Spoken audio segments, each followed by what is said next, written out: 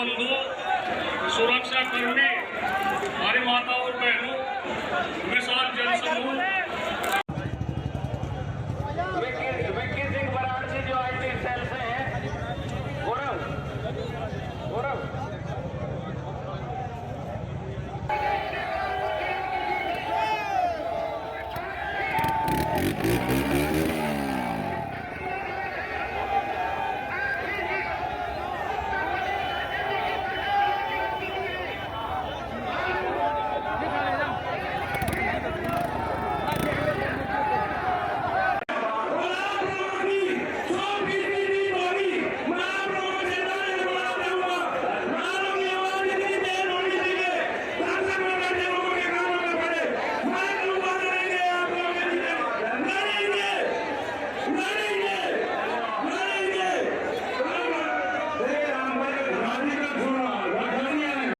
थे वे 4.5 करोड़ लोग हैं, वे बेरोजगार होंगे। बड़ी बड़ी एमोजेन जैसी कंपनी आ रही है जो इस देश में व्यापार करेगी, इस देश में मॉल खुलेंगे, वे हमारे मजदूर भाई कहां जाएंगे? ये उनकी भी लड़ाई है। ये लड़ाई जितनी भी संस्थाएं बिक्री है उसकी लड़ाई है। और आपने आगे की और हम बात बता देना चाहते हैं। ये लड़ाई शुरू हुई 3 काले कानून से, ये लड़ाई शुरू हुई एमएसपी पे गारंटी कानून से। हमने एक ही जिले का एक डाटा भारत सरकार को दिया, यहाँ उत्तर प्रदेश के अधिकारियों को दिया, यहाँ के मुख्यमंत्री को दिया। रामपुर जिले में जो मंसूरी धान की खरीद होती है वो बिहार में पैदा होता है, उसको बेच रहा है यहाँ पे। वो पंजाब जाता है, हरियाणा जाता है। बड़े व्यापारी का धान फसलें एमएसपी पे बिकती है, किसान की 10 से 15% बिकती है। ये आपको समझना होगा। पूर्ण रूप से फसलों के दाम नहीं तो वोट नहीं, ये नारा लगाना पड़ेगा। फसलों के दाम नहीं तो वोट नहीं। जब तक इस सरकार को वोट की चोट नहीं दोगे, ये दोनों बाहरी लोग हैं, इनको यहां से जाना होगा। अमित शाह, मोदी और योगी ये चुनाव जीत का है, ये उत्तराखंड से चुनाव जीत के प्रधानमंत्री बने, कोई ऐतराज नहीं। उत्तर प्रदेश की जमीन से जीत के गुजरात में गुंडागर्दी के दम पे आना हो, वहां पे पुलिस स्टेट है, वहां पे जीत के देश का प्रधानमंत्री बने, कोई ऐतराज नहीं है। लेकिन उत्तर प्रदेश की जमीन पे ये दंगा करवाने वाले लोग हैं, इनको यहाँ पे बर्दाश्त यहाँ की जनता नहीं करेगी। ये मिशन जो संयुक्त मोर्चे का है ये तय हो चुका है। और हम वो 28 तारीख की याद आप सबको याद होगी, वो 28 तारीख की याद भी याद कर लेना। वहां पे ना मुसलमान बचना था और ना सरदार भाई बचना था और ना देश का किसानी झंडा बचना था। उस रात को देश में आंदोलन का कत्लेआम होता, उसके बाद में देश में कोई आंदोलन नहीं हो सकता था। 148 लोग वहां पे थे और 8000 की पुलिस और गुंडे के तत्व पे वहां पे कब्जा करने की नियत थी। लेकिन वे बहादुर लोग वहां पे थे जो 20 मिनट के बाद ही जो वहां से घोषणा हुई, वे 20 मिनट बहुत महत्वपूर्ण थे। जब देश की जनता साथ में खड़ी हुई, जब हमने जल मांगा तो गंडेला खाप हरियाणा, पूरा हरियाणा खाप सड़कों के ऊपर था, पूरा उत्तर प्रदेश सड़कों के ऊपर था। ये तरह का तोड़ने, कैमरा और कलम पे बंदूक का पहरा है। कैमरा और कलम पे किसी प्रेस की हिम्मत नहीं कि वो किसान के पक्ष में दिखा दे, निगेटिव दिखाते हैं बहुत प्रेस के लोग। तो इन सब लोगों का आपको ध्यान रखना है। ये आंदोलन जारी रहेगा। वो 28 तारीख की जो काली रात है उसको आप याद करते रहना। हम वहां से हटेंगे नहीं, किसी भी कीमत पर वहां से जाएंगे नहीं। देश के नौजवानों का रोजगार का सवाल है। 450 रुपया क्विंटल गन्ने का भाव की बात करी थी, वो चाहिए हमको फसलों पे एमएसपी की गारंटी चाहिए। प्रधानमंत्री ने कहा कि 2022 में फसलों के रेट दुगने होंगे, आमदनी दुगनी होगी। 3 महीने की बात रहेगी है।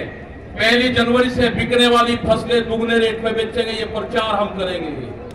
हम जाएंगे देश की जनता के बीच में, पूरे देश में संयुक्त मोर्चा आंदोलन करेगा। और हमने बार बार कहा कि हमारे पंच भी यही है, हमारा मंच भी वही है। आपने बात सुनी, ये 20 लाख से ज्यादा लोग मुजफ्फरनगर की जमीन पाए। इन सब का बहुत बहुत धन्यवाद, सभी वॉलंटियरों का धन्यवाद। अभी हमारे कुछ लीडर रह रहे हैं, आप उनकी बात सुनोगे। धन्यवाद। जय हिंद, जय भारत। वाहेगुरु जी का खालसा, वाहेगुरु जी की फतेह। बटो बटो। हमारे सतनाम जी एक और संयुक्त मोर्चे के समस्त लीडरशिप, मेरी माताएं, बहनें, बच्चों, प्रेस के लोग,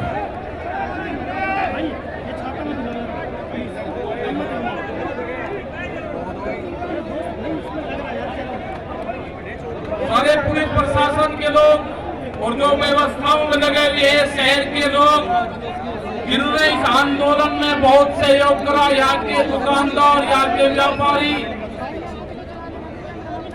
समस्त क्षेत्र की जनता, जिन्होंने लंगर भंडारे लगाए हैं, जिन्होंने पानी की सेवा करी है, उन सबका यहाँ पर धन्यवाद है। जो बाहर से प्रेस के मीडिया के लोग आए, उनका भी यहाँ पर धन्यवाद है।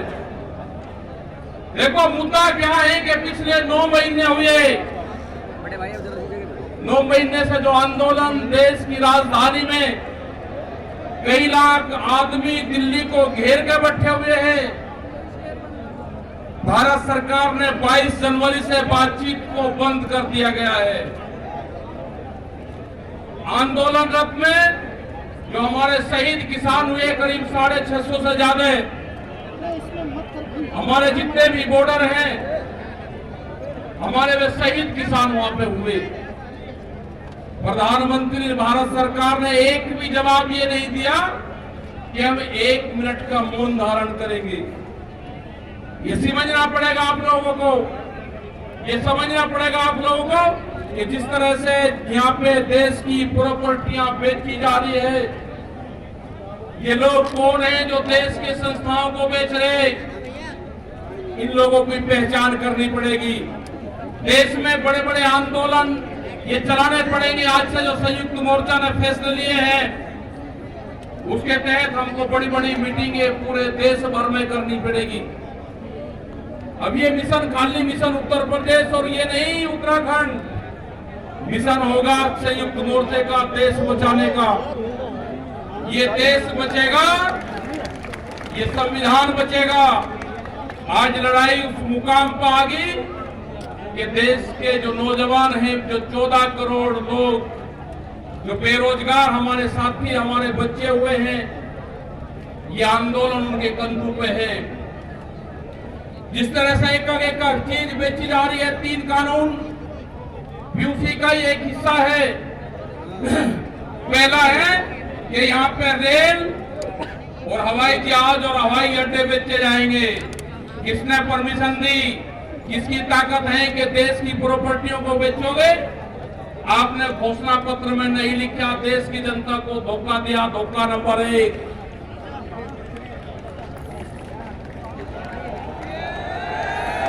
धोखा नंबर 2, धोखा नंबर 2, बिजली बेचेंगे, प्राइवेट करेंगे बिजली को। ये धोखा नंबर 2 कहीं घोषणा पत्र में नहीं लिखा। जब वोट मांगी नहीं कहा कि बिजली भी बेचेंगे।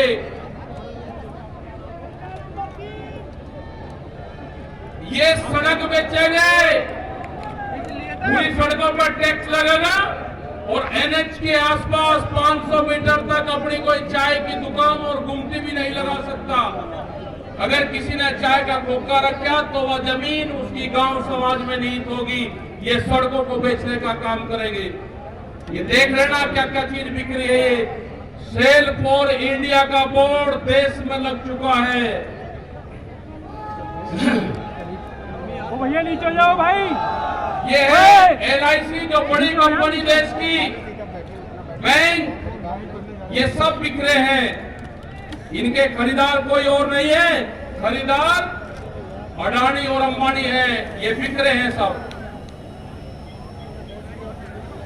FCI की जमीन जहां पे हमारा भंडारण होता था, वे पूरी जमीन, पूरे गोदाम अडानी को दे दिए गए हैं।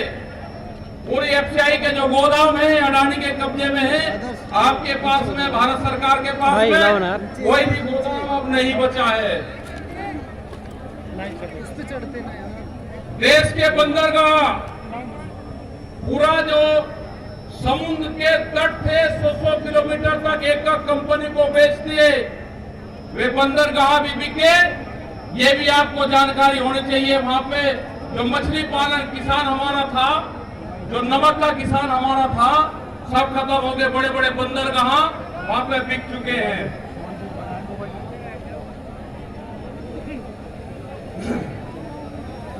ये जल को बेच रहे हैं। जल का पूर्ण रूप से प्राइवेट कंपनियों को नदियां बेची जा रही है। जो नदियां, जो जल हमारी जीवन रेखा होती थी, उनको बेचने का काम पूरे देश में करा जा रहा है।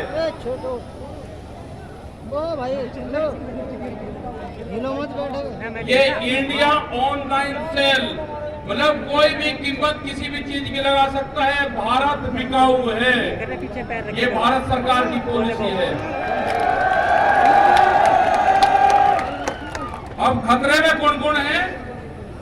ओएनजीसी, बीपीसीएल, इस्पात, शिक्षा, प्राइवेट, जो चिकित्सा हो रही है, और देश के संविधान भी खतरे में है। जो बाबा भीमराव अंबेडकर का संविधान था, वो भीड़ में बता जा रहा है, हम उसको भी बता रहे हैं कि बाबा भीमराव अंबेडकर का संविधान भी खतरे में है, उसको भी बचाना है।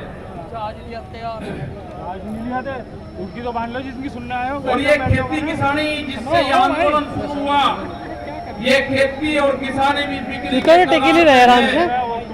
हमारी समझ में जब आया, जब देश की खेती बिकने के कगार पाई, जब ही आंदोलन शुरू हुआ।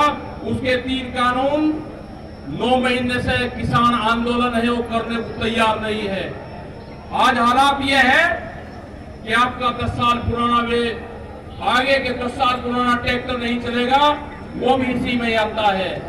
आपको बैंक में कर्जा आप दुगुना ले लो, आपको बैंक दुगुना कर्जा दे देगा। आपको बैंक कहेगा कि गोल्डन कार्ड बना दिया, आप कर्जा ले लो, फसलों के भाव नहीं आपको देंगे। हम जिस जमीन पर आए हैं, ये जमीन उत्तर प्रदेश की जमीन, और जहां पे मुजफ्फरनगर का जो क्षेत्र है, ये गन्ने की बेल्ट है पूरी।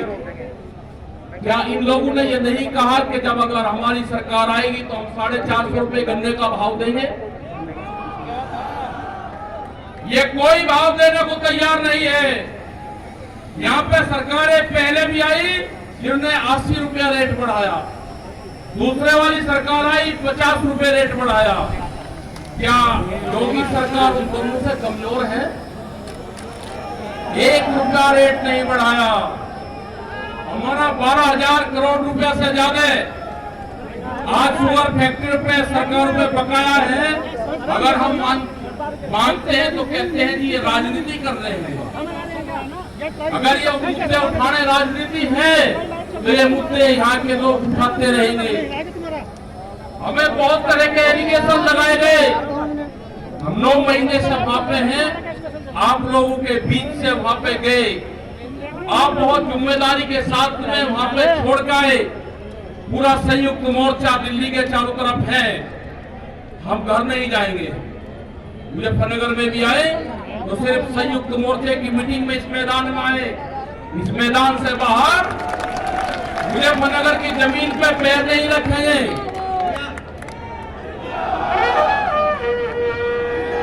यहाँ पे मुजफ्फरनगर की जमीन पे हम पैर नहीं रखेंगे। हम गाड़ी से यहां से वापसी जाएंगे।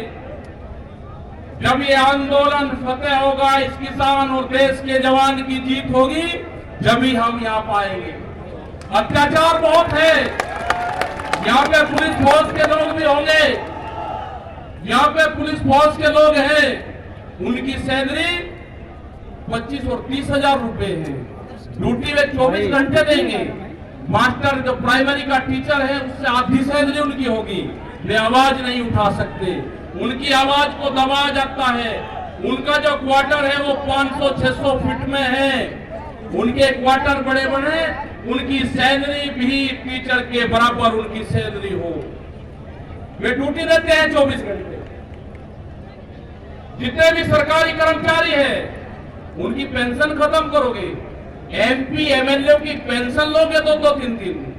कर्मचारियों की पेंशन खत्म करोगे।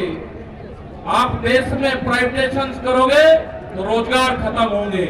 हमारी समझ में एक बात नहीं आई, जो बड़ी बड़ी कंपनी 67,000 और 1 लाख करोड़ रुपया सरकार का लेकर भाग जाती है, उन्हीं को ही फिर बड़े बड़े संस्थाएं बेच रहे हैं। वो पैसा कहां जा रहा है? अगर पूरे हमारे संस्थाओं के रेलवे बिक्री है, रेल के 4.5 लाख कर्मचारी बेरोजगार होंगे। मैंने जो सफाई कर्मचारी है उनसे बातचीत करी, रेलवे के या किसी भी नगर पालिका के हो, 5 और 6 हजार रुपए में वे सफाई कर्मचारी वाल्मीकि समाज के लोग नौकरी करेंगे यहाँ पे। अगर ठेका पड़ता होगी तो रोजगार जाएंगे। अगर प्राइवेट कंपनी के हाथ में ये कंपनियां जाएंगी, जिस तरह से रेलवे गई, 4.5 लाख कर्मचारी बेरोजगार होंगे।